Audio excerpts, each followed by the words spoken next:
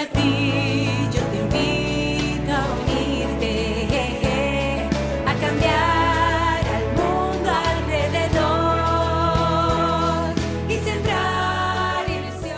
Buenas tardes, queridos amigos de este programa.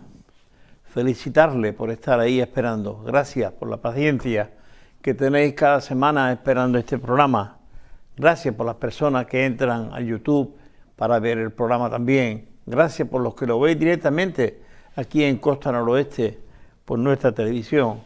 Gracias, porque esto realmente nos garantiza de que hay un público esperando este programa. Felicitarles, como digo otras veces, por haber cogido este canal y este programa. Gracias. Bien, pues amigos, como he dicho varias veces, estamos siguiendo un poco una ruta a través del Evangelio de Juan, parándonos, al ser posible, en 7 puntos principales o señales principales que Jesús hizo según el evangelista Juan, porque Lucas, Marcos y Mateo dan muchos detalles de la vida de Jesús. Juan da menos detalles, pero los que dan son fundamentales. Y en este caso nos vamos a parar en Juan capítulo 8. Estuvimos viendo la semana pasada otro programa en cuanto también a Juan, y hoy nos vamos a parar en el capítulo 8.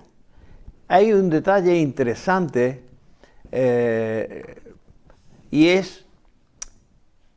estaba pensando que como el Día de los Enamorados es el día 14, o ha sido el día 14, estaba pensando en preparar un programa, hablar sobre el amor. Y bueno, empecé a buscar material para hacer ese programa. Y pensando en todo esto, creo que encontré la clave para hablar del amor. El amor está en contra del odio, de los rencores, de la envidia y de todas estas cosas. El amor está en contra de todo eso negativo. Y me quise encontrar en Juan 8 el amor de Dios, cómo el amor de Dios es capaz de perdonar. ¿Cómo podemos recibir ese perdón de Dios, ese amor tan profundo, tan grande, que no se puede comparar a ninguno de lo que los hombres solemos llamar amor? Solemos llamar amor a cualquier cosa, hasta aquello que no es amor. Pero me quise parar aquí en este caso, y es la mujer adúltera. Y me diréis, ¿ahí hay amor? Vamos a buscarlo, a ver si lo encontramos, ¿de acuerdo? Bien, Jesús en el capítulo 7 de Juan, estamos entrando ya a lo que realmente estamos intentando de enseñar o de decir. En el capítulo 7, Jesús ha tenido una dialéctica muy fuerte con los fariseos y los escribas, porque Jesús se está denominando Hijo de Dios, igual al Padre, y eso ni los fariseos ni los escribas podían soportarlo, y menos los sacerdotes. Y ahí encontramos que en el capítulo 7 hay una batalla dialéctica, a veces fuerte, especialmente por parte de los fariseos en contra de Jesús. Y el capítulo 7 termina diciendo que cada uno se va a su casa. Así, tan despreocupado. Cada uno se va a su casa. Pero el capítulo 8 empieza diciendo, y Jesús se fue al monte de los Olivos, y por la mañana volvió al templo, y todo el pueblo vino a él, y sentado les enseñaba.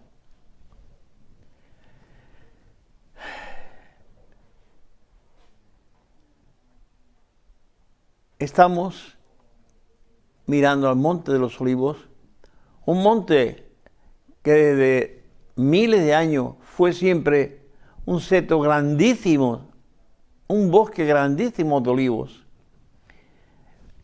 A la misma vez, el Monte de los Olivos, como podéis entender hoy día, al cabo de los años, estamos hablando de miles de años, pues sencillamente el Monte de los Olivos hoy, no sé si habrá olivos, pero lo que sí hoy el Monte de los Olivos, como vais a ver ahora en unas fotografías o láminas, es un gran cementerio. Sí, miles de judíos están enterrados allí. Y es tremendo como, de alguna manera, ese lugar que fue tan íntimo para Jesús, un lugar tan especial para Jesús, un lugar en el cual Jesús pasó sus últimos momentos orando al Padre, clamando al Padre. Allí Él oró, lloró, suplicó al Padre. Allí Él ganó la batalla.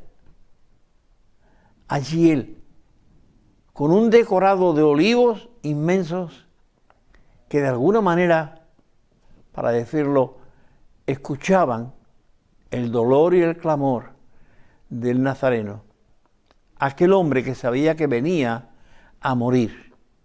Sabía que venía a morir. No era un accidente, no era un capricho, él venía a morir. Y así estaba. Bien, en aquel monte, Jesús oró, Jesús lloró, Jesús clamó y allí fue arrestado en la madrugada, teniendo un telón de fondo de olivos inmenso y precioso. Alguien dijo en una ocasión que la vida cristiana es una serie de nuevos comienzos. Y así es. Nuestro Señor Jesús es un Dios que da oportunidades. Dios no es el Dios vengador, que si tú la haces, la paga. Dios no es un Dios vengador, que te prepara para castigarte. Dios no vino a castigar, Dios vino a perdonar.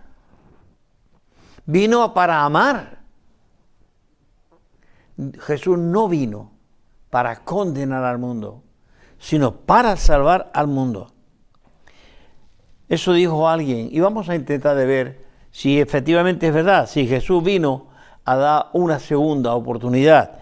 Con esto quiero también pensar en ti, querido amigo que me estás escuchando. Dios tiene una oportunidad para ti. Si te encuentras mal, Dios tiene para ti una oportunidad preciosa.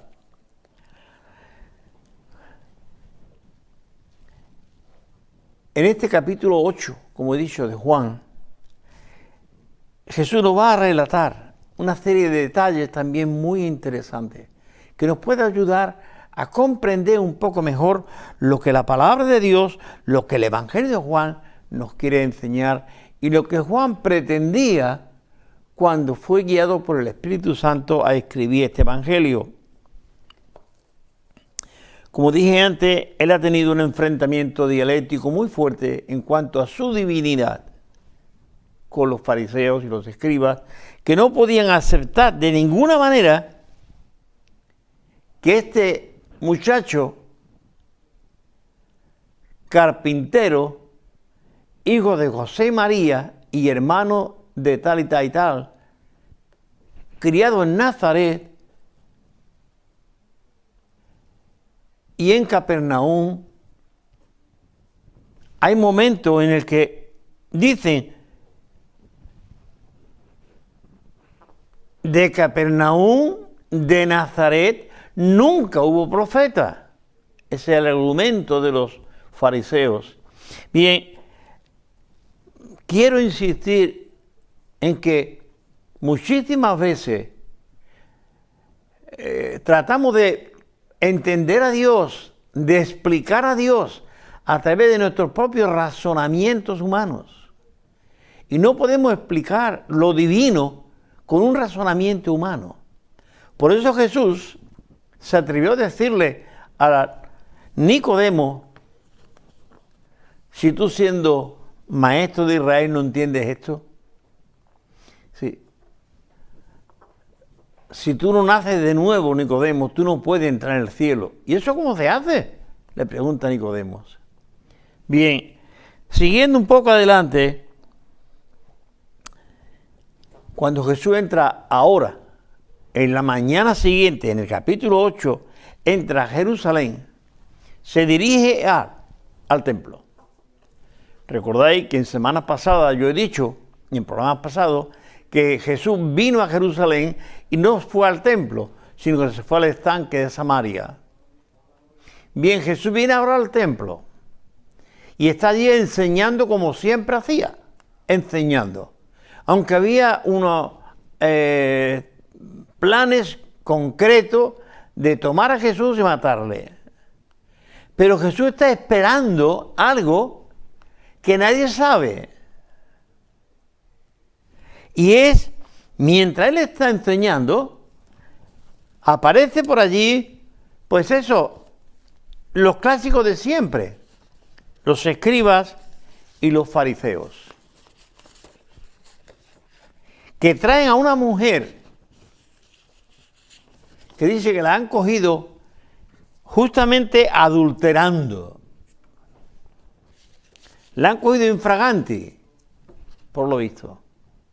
Y la traen arrastrando porque dice que la doctrina de Moisés dice que tales mujeres se olvidaron de que también dice tales hombres tienen que morir a pedrada, lapidado. Bien, estos fariseos, vean esto, los grandes religiosos del templo, los que mantenía viva la llama de la ley de Moisés, según ellos, los que mantenían la llama del sacrificio en el templo, todo esto tan importante para los religiosos, estos es ahora los que están protagonizando esta gran escena. Quieren apedrear a esta mujer, porque la ley dice. Bien, les voy a dejar viendo un vídeo que de alguna manera nos va a ilustrar lo que estamos diciendo, cómo la mujer y cómo los escribas y los fariseos le están de alguna manera exigiendo a Jesús que se pronuncie, que diga, ¿qué hacemos con esta mujer? Porque la ley de Moisés dijo que teníamos que apedrearla. ¿Tú qué dices, maestro? Vamos a verlo, por favor. Pero yo os digo, no resistáis al malo. A cualquiera que te golpee en la mejilla derecha.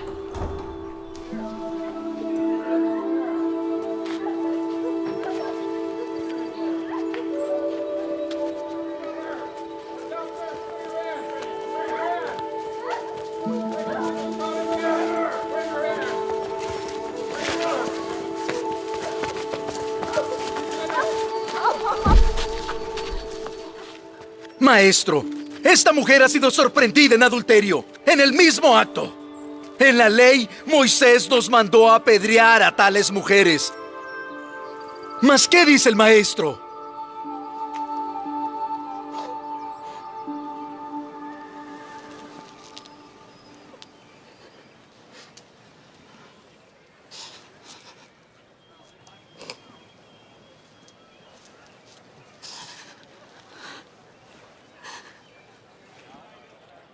¿Qué dices tú?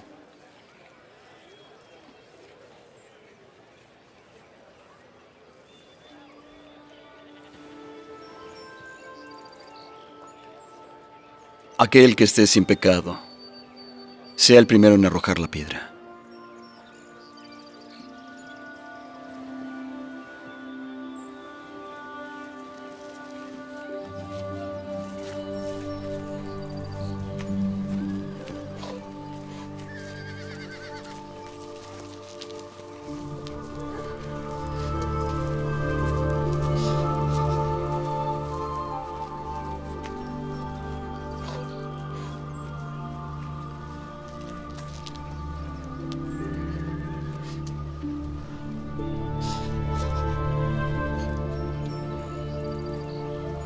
Mujer,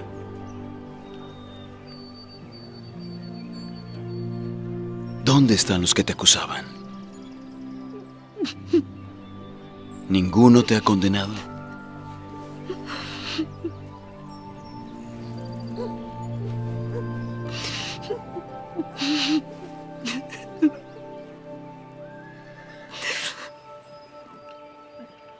Ninguno, Señor.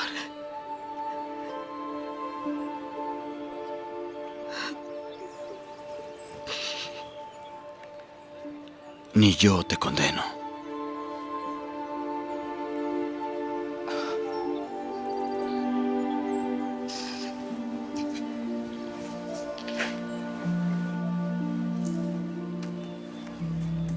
Ve y no peques más. Dos pretensiones tenían los judíos.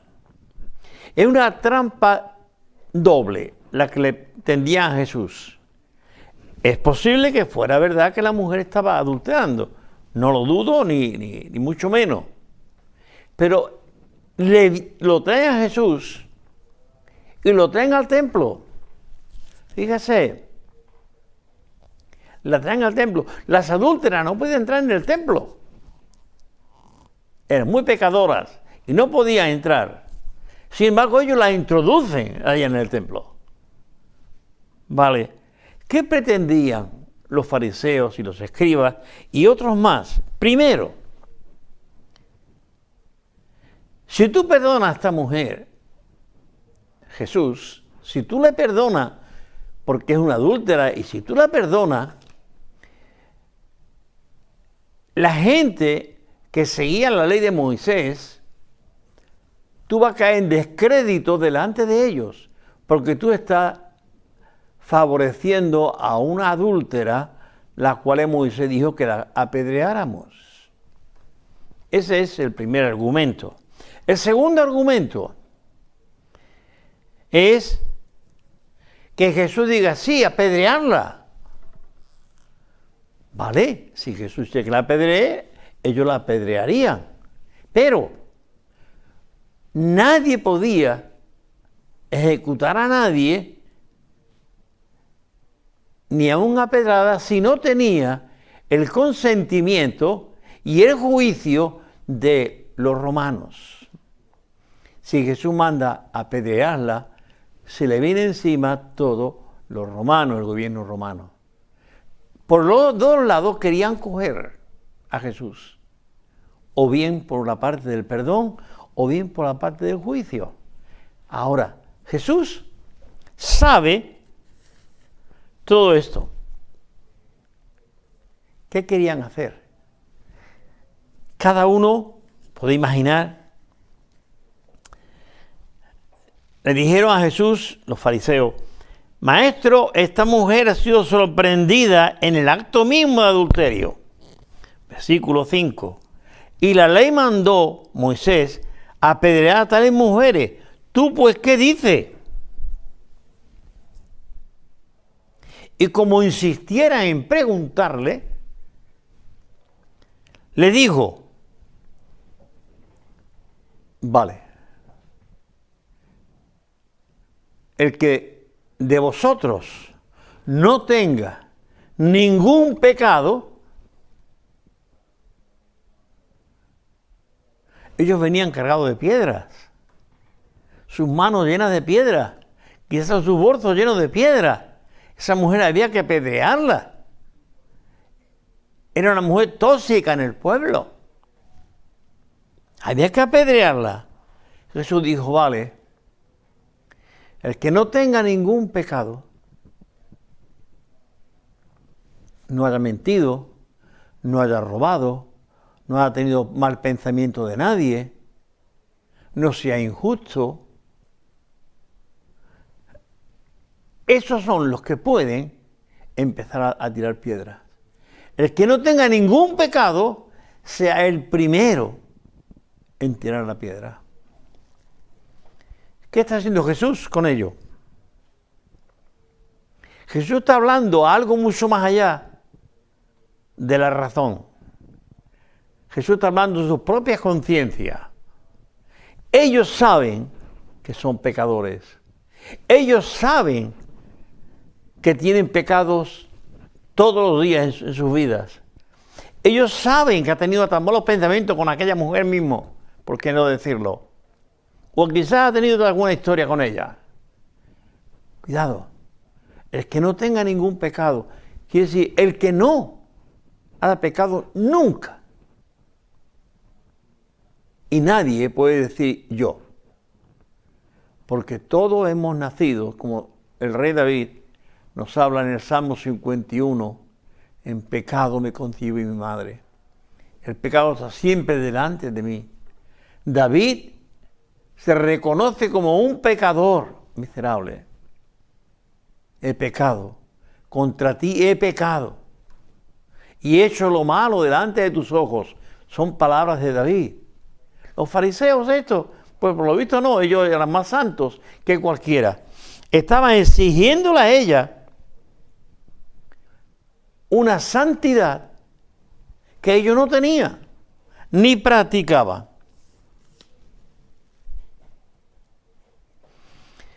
En contraste con la actitud de los fariseos, el que podía juzgar, el que podía tomar una piedra y lanzársela a la mujer, era Jesús. Pero Jesús no vino a condenar a nadie. Jesús no vino a justiciar a nadie. Jesús vino a perdonar y amar a la gente, a reconciliarlo con el Padre a través del arrepentimiento. Lo mismo que Jesús, con sus palabras, le habló al corazón de los fariseos y los escribas y a otros muchos que estaban allí, dice que comenzando desde los más ancianos hasta los más jóvenes, se fueron yendo de aquel patio. No quedó ninguno. Todas las piedras quedaron allí en el suelo. Ninguna cayó sobre la mujer. Porque Dios le habló, Jesús le habló a su propia conciencia y le dijo, tú eres tan mal como ella. Pero ellos, el hecho de que se fueran, no es que se arrepintieran. No, ellos no se arrepintieron. Ellos se fueron con su carga de pecado en su conciencia y en sus corazones. Por ejemplo, ellos se fueron, pero con las ganas de haber querido tirarle piedras a la mujer. La conciencia es el peor enemigo que tú tienes y yo también. Es aquella voz interior que Dios puso en el corazón del hombre cuando le creó en el Edén. Y es por la conciencia que el Espíritu Santo habla a tu alma y te dice esto está mal o aquello está bien. Es el Espíritu Santo de Dios que obra a través de tu conciencia.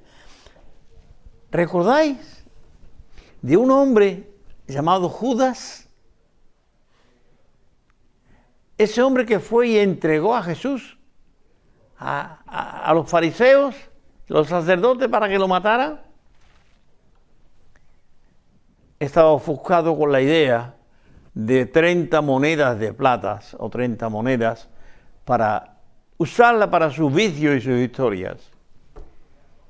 Cuando vieron lo que estaban haciendo con Jesús, su conciencia empezó a remorderle, empezó a acusarle. ¿Y qué hizo? No se volvió a Jesús y pidió perdón.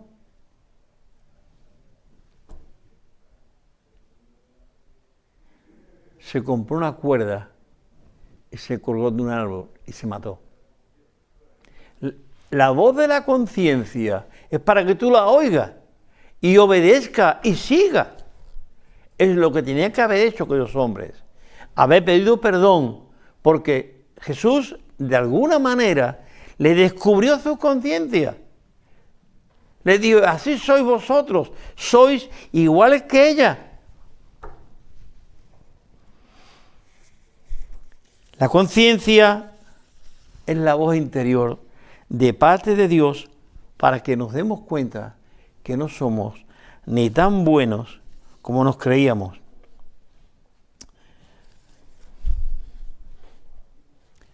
La conciencia tiene un poder tremendo. Escucha la voz de tu conciencia. Escucha la voz de Dios a través de tu propia conciencia.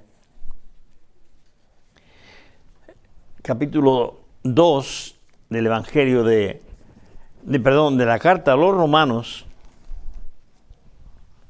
Hay un texto muy bonito ahí que de verdad es muy aclaratorio en cuanto al tema de la conciencia. Y dice de esta manera, Romanos capítulo 2, verso 15, dice que mostrando la conciencia nos va a mostrar la obra de la ley escrita en nuestros corazones, dando testimonio sus conciencias, acusándole o defendiéndole su razonamiento en el día en que Dios juzgará al mundo con justicia. Dios puso en ti y puso en mí, cuando nos creó y cuando nuestros padres nos concibieron, puso la ley de la conciencia. Una ley que es mucho más antigua que los 10 mandamientos. Es una ley natural que Dios puso dentro de ti para que realmente tú te dejes llevar por esa voz de la conciencia que te acusa o te redarguye, según dice el texto aquí. Dice, mostrando en las obras de la ley escritas en sus corazones, dando testimonio su conciencia, acusándole o defendiéndole por su razonamiento. La conciencia, como he dicho, amigo, es nuestro peor enemigo. Tener una buena conciencia es tener paz en tu alma. Es no tener nada contra nadie. Es no tener que buscar conflictos. Los judíos, los fariseos, y los escribas, empezaron a irse unos tras otros. No quedó ninguno, todos se fueron.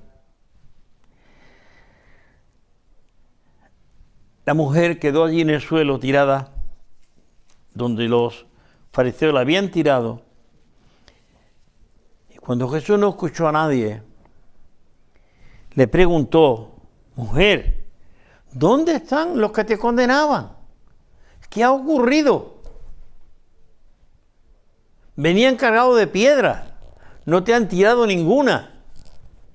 ¿Qué ha ocurrido? ¿No te han condenado? Ella le dijo, no señor, no me han condenado. Ella no se explicaba qué había pasado en aquella jauría de gente que venían gritando y reclamando la muerte por la lapidación de esta mujer. Ella no se entendía, no se explicaba qué había pasado. ¿Por qué no me han apedreado? Jesús no le ha dicho ninguna cosa, simplemente le ha dicho que vale, vamos a apedrearla, pero que la apedree el que no tenga ningún pecado, el que nunca haya pecado.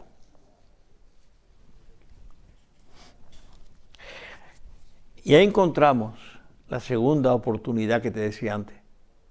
Jesús no vino a descartar a la gente, a condenar a la gente. Jesús vino a dar una segunda oportunidad. Y quizás tú hoy tienes la segunda oportunidad.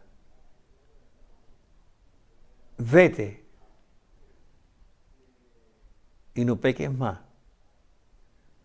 Jesús le dijo a la mujer, si ellos no te han condenado, yo tampoco te condeno. El amor de Dios, por eso decía que era hoy, yo quería hacer como un homenaje al amor.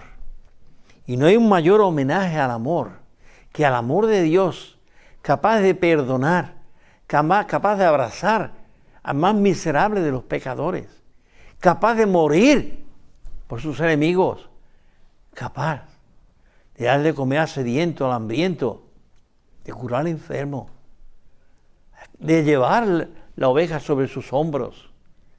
No hay un amor más grande. No se puede manifestar con un ramo de flores, ni con una vela, ni con una ceremonia a Cristo. No, no, no. Simplemente Cristo busca adoradores de verdad, que en corazones sinceros y humillados le pidan perdón. Que es lo que tenían que haber hecho los fariseos y los escribas cuando Jesús le declaró lo que había en sus corazones, que ellos eran igual de pecadores que aquella mujer que estaba en el suelo y que ellos habían traído para matar. Ni yo te condeno, vete y no peques más. ¿Puede imaginar la vergüenza que esta mujer había pasado? La habían traído arrastrando por la calle quizás. Pero al final, Jesús les habló al corazón. Me gustaría que en esta tarde, que me está viendo, dejara que Jesús te hablara. Porque muchísimas veces el mal que vemos en los demás y que acusamos en los demás son los que tenemos nosotros muy adentro. Las faltas que vemos los demás son las nuestras muchas veces. Por eso Jesús, en el Sermón del Monte, al empezar los evangelios y su vida ministerial, él dijo que porque mira la paja del ojo de tu hermano y no ve la viga que tiene en el tuyo. Vemos en los demás las faltas que hay en nosotros y las condenamos. Pero no nos condenamos a nosotros mismos, condenamos a los demás. No toleramos a los demás, porque realmente no nos podemos tolerar ni a nosotros mismos. Bien, les voy a dejar pensando en esto. Juan 8, Dios se encuentra de cara con la triste tragedia de corazones perversos, pecadores hasta no poder más, queriendo condenar a una mujer porque era una pecadora. Y Jesús le dijo, vosotros sois tan pecadores como ella. Tirarle piedra, pero no tenéis que tener pecado ninguno. Yo no sé, querido amigo, tú que me estás escuchando en esta tarde, cómo anda en tu relación con Dios y tu relación con los demás. ¿Estás condenando a los demás porque son malos, son pecadores? ¿O pasa de todo? Dios te dice que no pase, que tenga un encuentro personal con Él. Él ha venido para que tú tengas vida y la tengas en abundancia. Él vino a perdonar todos tus pecados. Dice a través del profeta Isaías, y termino, que si tus pecados fueren como la grana, como la nieve será emblanquecido. Si fuese rojo como el carmesí, vendrán a ser como blanca lana.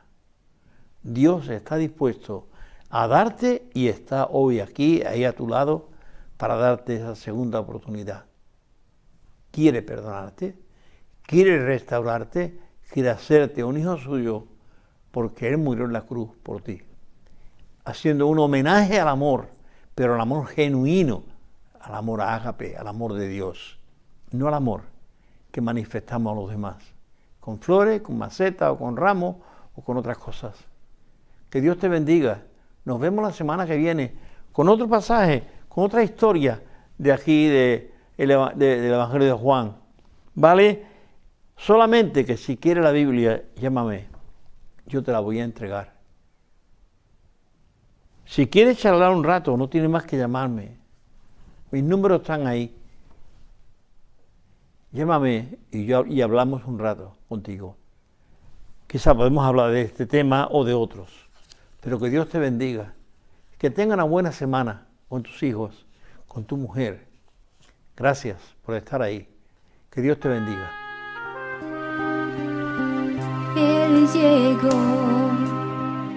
desde la madrugada y allí se instaló.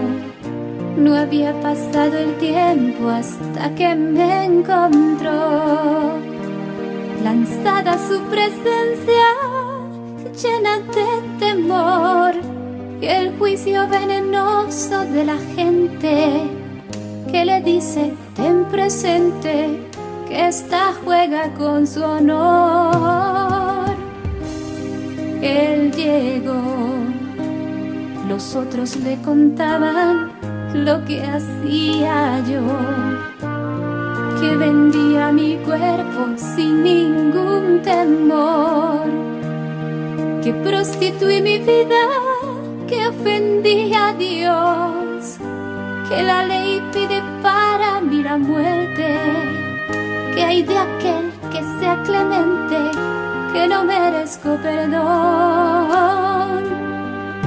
Él llegó e inclinado en la arena algo escribió. Tal vez era una acción de indiferencia, mas redujo a la impotencia a ese pueblo acusador. Él llegó y ante su insistencia solo respondió que no hay humano al margen de la culpa, que ninguno aquí presuma de pureza o de pudor. Contemplé enfurecido el rostro de los buenos, las piedras les quemaban ya los dedos, porque bueno es solo él.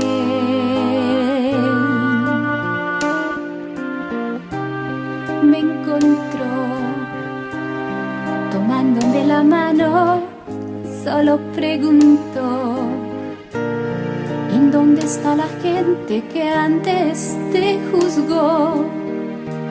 Le contesté: se han ido, ya lo ves, Señor.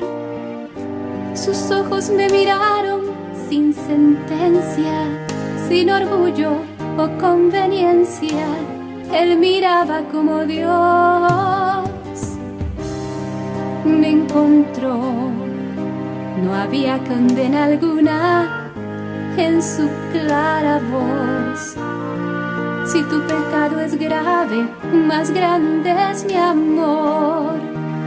De ahora en adelante solo ama a Dios.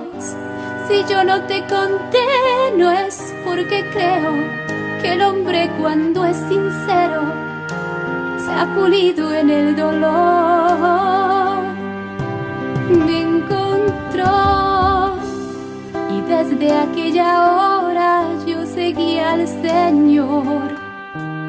La gente aún me señala con el dedo: no es posible, el nazareno sabe su reputación.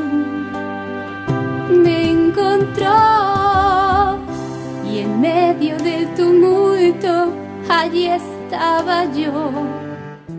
La cruz es complemento de mi historia y hoy resuena en mi memoria el momento del perdón.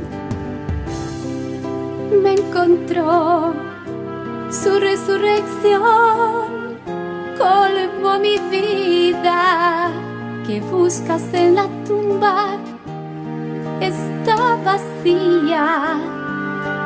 Primer testigo soy yo.